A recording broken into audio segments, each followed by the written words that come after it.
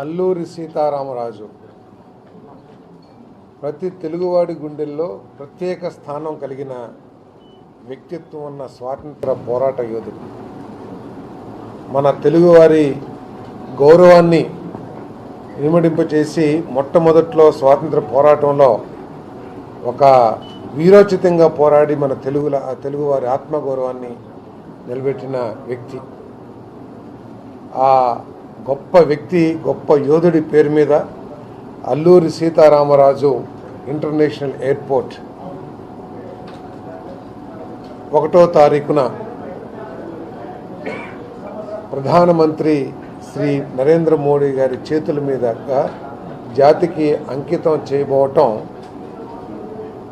మనందరికీ కూడా, ప్రతి తెలుగువాడికి కూడా గర్వకారణం అని చెప్పేసి తెలియజేస్తా ఉన్నాను.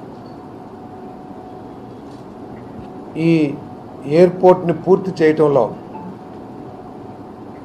మన ప్రియతమ ముఖ్యమంత్రి చంద్రబాబు నాయుడు గారి ప్రయాస కానివ్వండి, ఆయన విజన్ కానివ్వండి, ఈ తెలుగు జాతి ఎప్పటికి కూడా మర్చిపోదని చెప్పేసి కూడా ఈ సందర్భంగా తెలియజేస్తా ఉన్నాను. నేను ఇది ఒక ఎయిర్పోర్ట్ లాగా కాకుండా వెనుకబడిన ఉత్తరాంధ్ర జిల్లాలకి కొత్త ఆర్థిక అధ్యాయాన్ని రచించబోతుందని చెప్పేసి కూడా నేను సందర్భంగా తెలియజేస్తా ఉన్నాను. నేను గేట్వే ఆఫ్ గ్లోబల్ ఆంధ్ర. ఈరోజు ప్రపంచం అంతా కూడా విశాఖపట్నం, ఈ నార్త్ ఆంధ్ర గురించి ప్రపంచం అంతా కూడా ఇన్వెస్టర్స్ అందరూ కూడా పెద్ద ఎత్తున డిస్కస్ చేసుకుంటా ఉన్నారు. ఈరోజు మా నాయకులు, మా ప్రియతమ నాయకుడు చంద్రబాబు నాయుడు గారు, మా ప్రియతమ యువనేత లోకేష్ గారు, మా ప్రియతమ ఉప ముఖ్యమంత్రి పవన్ కళ్యాణ్ గారు, వీరందరి కృషితో ఈరోజు ఆంధ్రప్రదేశ్ చరిత్ర మొత్తం తిరగరాయబడుతుందని చెప్పేసి కూడా మనం చేస్తా ఉన్నాను. ఒకప్పుడు ఆంధ్రప్రదేశ్ అంటే భయపడిన ఇన్వెస్టర్స్, ఆంధ్రప్రదేశ్లో మేము వ్యాపారం చేయము అని చెప్పేసి పారిపోయిన ఇన్వెస్టర్స్, ఈరోజు ప్రపంచంలో పెద్ద పెద్ద ఇన్వెస్టర్స్ అందరూ కూడా ఆంధ్రప్రదేశ్లో నాకు ఒక 100 ఎకరాలు కావాలి, నాకు ఒక 50 ఎకరాలు కావాలి, నాకు అక్కడ స్థలం కావాలి అని చెప్పేసి రోజు ప్రభుత్వం వెనకాల పడుతున్నారంటే ఈ కూటమి ప్రభుత్వ నాయకత్వంలో ఆంధ్రప్రదేశ్ యొక్క స్టేటస్ ఏ విధంగా మారిపోయిందో కూడా మనం అర్థం చేసుకోవచ్చు అని చెప్పేసి మీ అందరికీ మనం చేస్తాను.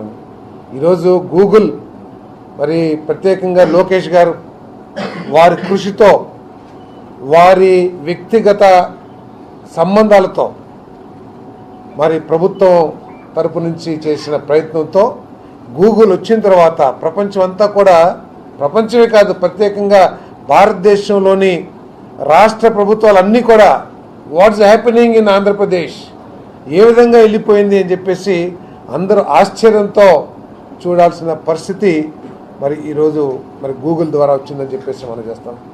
అంతేకాదు 5th generation fighter air craft ఏదైతే ఉందో, కేంద్ర ప్రభుత్వం ఒక అటువంటి కర్మాగారాన్ని ఏర్పాటు చేయాలని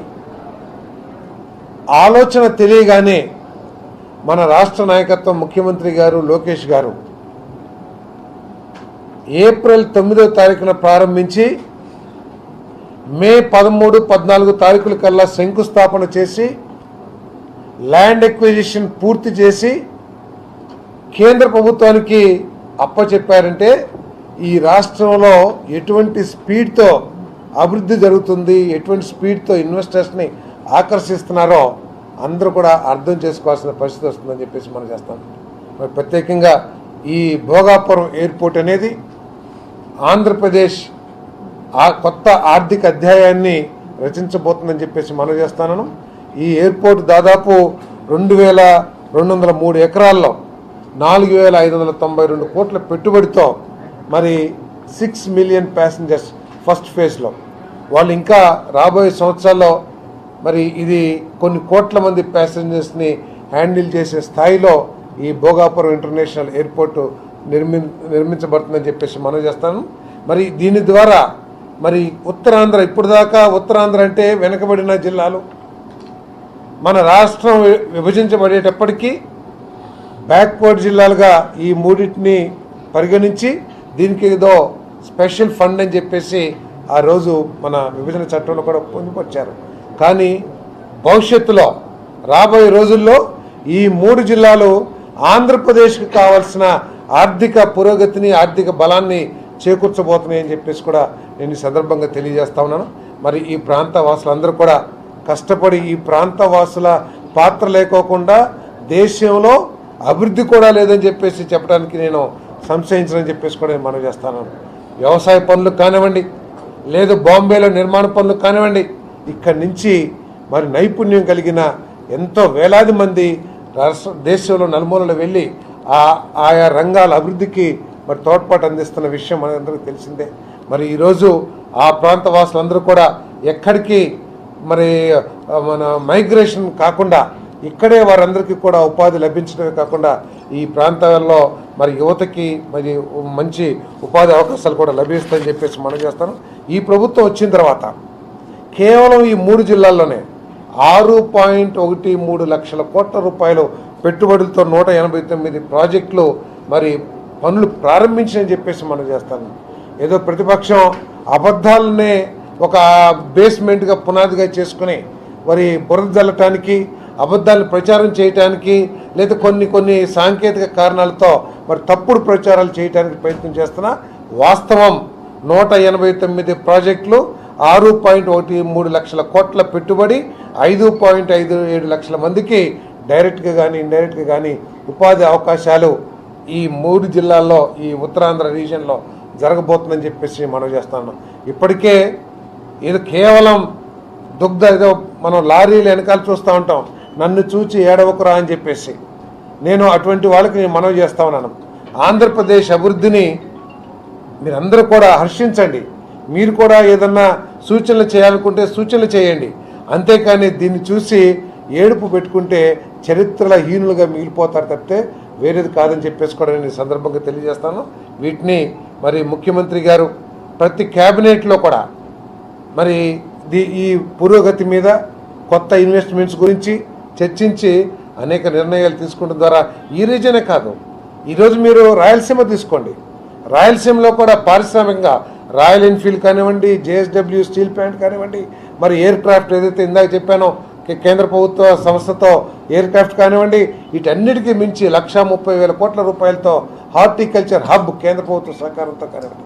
అంటే అన్ని ప్రాంతాలను కూడా మరి ఉత్తరాంధ్ర, మన కోస్టల్ ఆంధ్ర కూడా మరి అక్కడ కూడా అక్వా రంగం కానివ్వండి, అనే అమరావతి డెవలప్మెంట్ కానివ్వండి. అంటే ఆంధ్రప్రదేశ్ యొక్క ముఖ చిత్రం ఈ కూటమి ప్రభుత్వ హయాంలో మారబోతుంది. ఈ రాష్ట్రంలో యువతకి బంగారు భవిష్యత్తు. ఈరోజు సంక్షేమ కార్యక్రమాలు చేస్తూ ఉన్నాం. ఏదో సంక్షేమ కార్యక్రమాలు ఇచ్చేసి మేమేదో రాజకీయ లబ్ధి పొందాలి మేము ప్రయత్నం చేస్తలా. ఆ సంక్షేమ కార్యక్రమాల ద్వారా పేదరికాన్ని ఎంతో కొంత తొలగించి వారి కాళ్ళ మీద వారు నిలబడే విధంగా వారికి ఉపాధి అవకాశాలు కూడా కల్పించడం. గతంలోకి ఇప్పటికి తేడా ఏమిటంటే, గతంలో అమ్మఒడి ఇచ్చాం, లేకపోతే ఫీజు రింబర్స్మెంట్ ఇచ్చామని చెప్పేసి ఆ పథకాలను ఉపయోగించుకుని చదువుకున్న వాళ్ళ భవిష్యత్తు గురించి ఏ రోజు కూడా ఆనాటి ప్రభుత్వం ఆలోచించలేదని చెప్పేసి మనం చేస్తాను. కొన్ని లక్షల మంది కాలేజీలో పాస్ అయ్యి బయటకు వస్తే ఏం చేయాలో కూడా అర్థం కాని పరిస్థితుల్లో ఉంటే ఈరోజు చదివించటమే కాదు, తల్లికి వందనం, ఫీజు రింబర్స్మెంట్ ద్వారా మరి వాళ్ళందరికీ కూడా ఏ విధంగా ఉపాధి అందించాలి అనే లక్ష్యంతో ఈ ప్రభుత్వం పనిచేస్తుందని చెప్పేసి మనం చేస్తాను.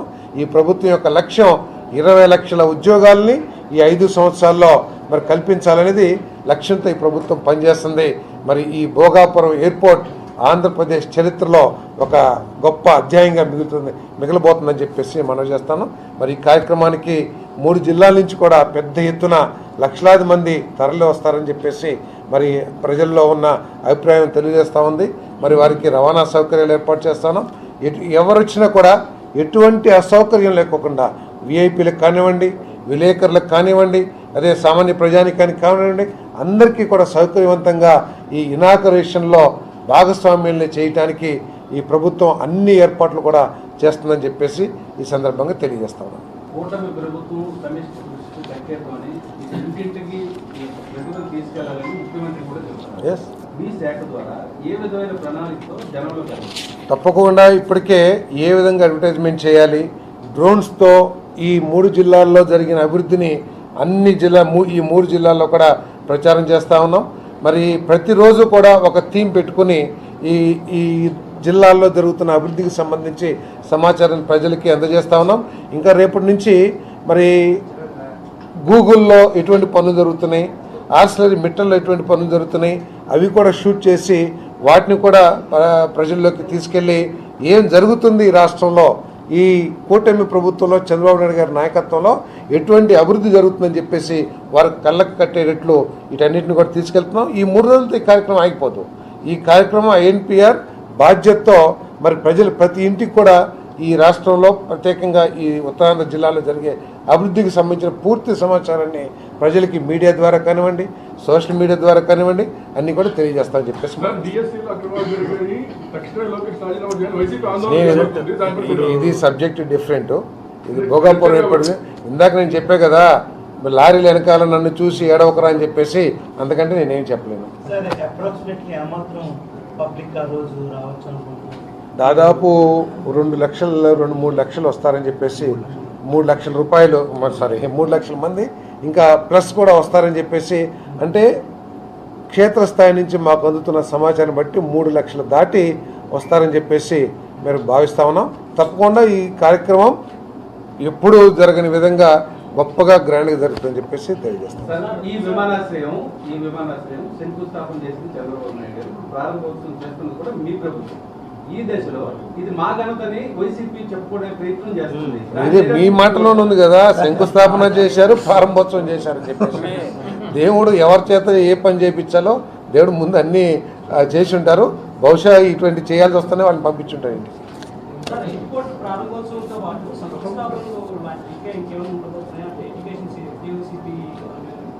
అంటే ఇప్పటి వరకు నా దగ్గర సమాచారం లేదు. ఇప్పటి వరకు ఏదైనా ఉందేమో తర్వాత తెలియజేస్తాం.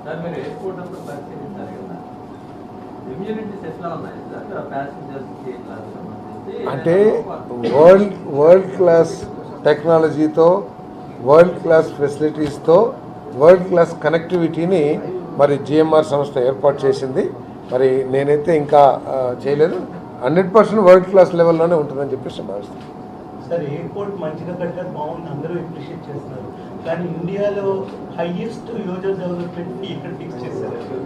ఈవెన్ డిపార్టింగ్ ప్యాసింజర్స్కి యూడిఎఫ్ ఓకే, ఈవెన్ వస్తున్న వాళ్ళకి కూడా, వెళ్ళిపోతున్న వాళ్ళ దగ్గర కూడా యూడిఎఫ్ ఫిక్స్ చేయడం. ఎయిర్క్రాఫ్ట్లో తిరిగే వాళ్ళ గురించి కూడా మనం అంటే వాళ్ళు ఎంత ఫిక్స్ చేశారో నాకు తెలియదులే, కానీ మరి ఇంటర్నేషనల్ స్థాయిలోనే మరి ఇతర ఎయిర్పోర్ట్స్ ఏ విధంగా ఉంటాయో అదే స్థాయిలో పెట్టుంటారు, స్టాండర్డ్స్ ఉంటాయి.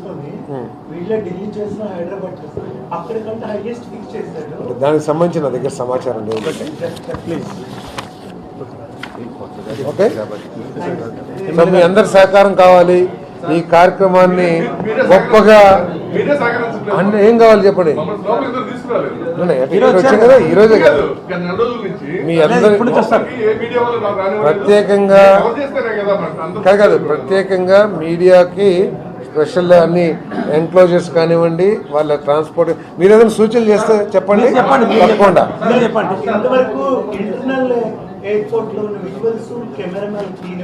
ఓకే. అంటే కొంత సెక్యూరిటీ రీజన్స్తో ఉందేమో, ఇస్తారు. తర్వాత ఈ ప్రోగ్రాం అయిపోయినాక అందరి కాదు ఒక నిమిషం మన ప్రైమ్ మినిస్టర్ గారి ప్రోగ్రాం అయిపోయినాక మీ అందరికీ కూడా ఎయిర్పోర్ట్ మొత్తం విజువల్స్ తీసుకుంటారు.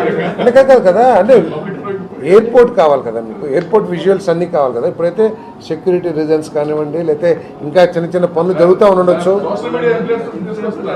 ఇప్పుడు ఇన్ఫ్లుయెన్సర్స్ అంటే జిఎంఆర్ తీసుకొచ్చి తెలియదు, కానీ ఇంకా పనులు పూర్తి కాలేదు కదా, చేస్తా చేపిస్తా. ఇప్పుడు రోజు కూడా ఇక్కడ సమీక్షలు సమావేశాలు జరుగుతున్నాయి. ఎప్పుడు రాత్రి 8 గంటలకు 20 ఏళ్ళ క్రితం పెడదాం. ఎస్, ఇప్పుడు డిస్కస్ చేస్తాం. ఇందాకే మాట్లాడినాము. 100% సార్ రేపటి నుంచి ఈ రోజు నుంచే అది స్టార్ట్ అవుతుంది సార్. ఈ రోజు స్టార్ట్ అవుతుంది. No problem. రోజు స్పెసిఫిక్ టైం పెట్టారనుకోండి, Okay. లైవ్ ఇవ్వడానికి కూడా వాళ్ళకి సదా సార్ అది ఇప్పుడు మాట్లాడదాం వాళ్ళ దగ్గర. మాట్లాడదాము. మనం వెళ్ళి మీడియా సెంటర్కి ఏదైనా ప్లేస్ ఎంక్లోజ్ చేయమని చెప్పేసాం. అంటే ఏ రోజు రిపోర్ట్ 4 days ఉంది కదా. ఏ సార్ అంటే మీ దగ్గర అంటే డిపిఆర్ మీరు చూడాలి సదాశివ గారు, ఎవరెవరికి పాసెస్ ఇవ్వాలి అనేది డీటెయిల్స్ అన్నీ మీరు ఇస్తే చేస్తాం తప్పకుండా. యాక్సెసిబిలిటీ అందరికీ ఓకే. మీరైనా సరే అంటే మీ అందరూ ఐఎన్పిఆర్ డిపార్ట్మెంట్ మొత్తం మీకు అసౌకర్యం కలక్కోకుండా మీకు ఏ విధంగా యాక్సెస్ ఇవ్వాలనేది ఆలోచించేస్తాం. అంటే మీరు మా తాలూకా కాబట్టి ఎస్ సార్, అందుకేనే 100% స్వీకరిస్తాం సార్, నో డౌట్. ఖచ్చితంగా స్వీకరిస్తున్నాం కదా, అందుకే ఈరోజు వచ్చింది కూడా. ఇంకా 4 days టైం ఉంది, ఈ లోపల అన్ని కోఆర్డినేట్ చేసుకుందాం. చిన్న చిన్న ఏమైనా మిస్టేక్స్ ఉంటే కూడా సర్దుకుందాం. ఏం సార్? రైట్, మీరు రావడం పాజిటివ్ సైన్. 100%. 100% బాగా. ప్రతిరోజు మీరంతా కూడా బీజేపీ మీడియా కోఆర్డినేషన్ వీరేమో రాముడు గారు Telugu Desam party media coordinator, state media coordinator. వీరు చెప్పండి.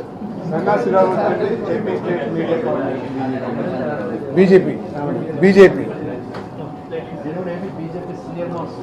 రమేష్ గారు రేపు నుంచి మన కంప్లైంట్లు వద్దు, అందరినీ పిలిచండి.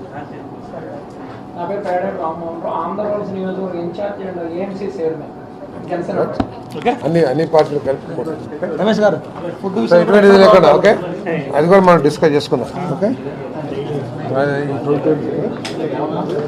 సారీ మా పామర్ ఎమ్మెల్యే గారు, మా వర్ల రామయ్య గారి కుమారుడు వర్ల రాజా గారు, స్పెషల్ అబ్జర్వర్ అండి. బొబ్బిలి కాన్స్టిట్యూన్సీకి ఆనందం ఈ మెయిన్ ఫోటో ఎమ్మెల్యే గారు.